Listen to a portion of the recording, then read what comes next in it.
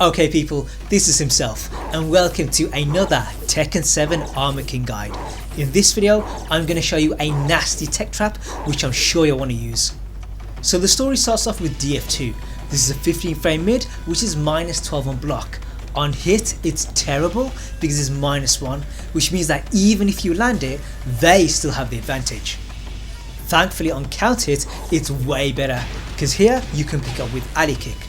The best sender is Shining Wizard, but the problem is the input. What we have to do is sidestep left and then do an instant, and that makes it a bit tricky to land. Because of that, what you might want to do is this combo. It does 6 points less damage, but you do get OK.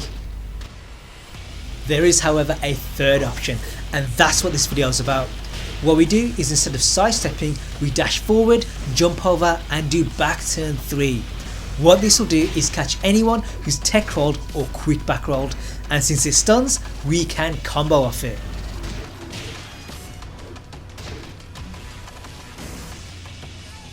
Now this tech is not my own, it was actually found by a player called Face and he's the one who deserves credit for it. What he also said was that a burning knuckle is guaranteed, but I actually had trouble with it.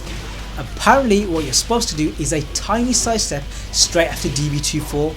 The direction that you go in depends on which way the opponent has teched. The aim is to align yourself with their back and not their side, and once you've done that, then you go straight into the unblockable.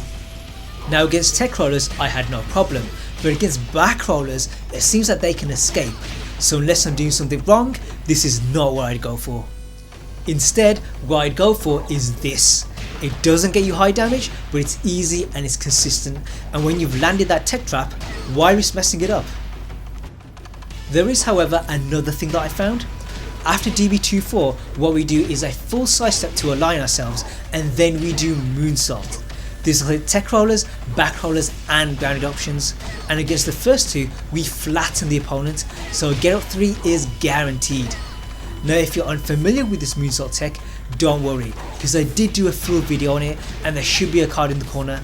I'll also put a link in the description and put it on the end screen, so you might as well just wait till the end. Now the way to escape the tech trap is simply not to tech roll, but that doesn't mean that you escape the back turn 3. All that happens is that you end up eating it on the ground, and the damage is still 55, which is only 10 less than Shining Wizard. On top of that, if they wake up kick, then back turn 3 hits them in the front, so a combo is still possible. There are however other options to get them to tech roll. One of them is dash into jumping elbow. This can be blocked by tech rollers and quick back rolls, but against anything else it does 67 damage. And even if they block it, you're on the floor, so you don't take that much damage anyway. Another option is dash into burning knuckle. This is a little bit iffy, so not one to rely on, but it does have its perks. This, I think, hits tech rolls, quick rise, standards and people staying still. Sadly, it whiffs against back rolls, side rolls and wake up kicks. Now DF2 is not a great move, mainly because of its frames on hit and block, but there is another option, FF3. Just like DF2, the pickup is an alley kick and it's the same angle, so the same tech trap works.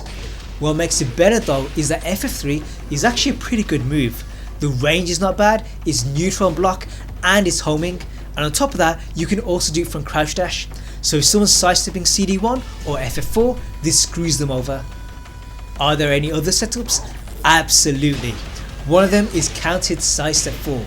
The staple combo does 68 and the grounded hit does 64, so the damage loss is actually quite small. It's just a shame that the move is minus 12 despite being a counter hit launcher.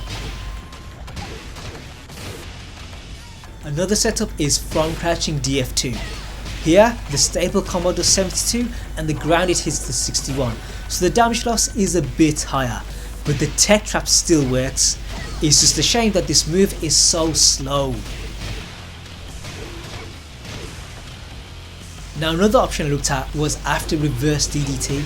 This plants them sideways, so against wake up attacks you can get a jump over. The problem though is that you don't hit them in the back, you actually hit them in the side, and because of that there's no stun. On top of that the frames are +7, and since it takes 5 frames to turn around, the only thing that's guaranteed is DF4. One thing I did consider was jump over into low jab. This puts you at +9, so a 14 frame while standing move is guaranteed.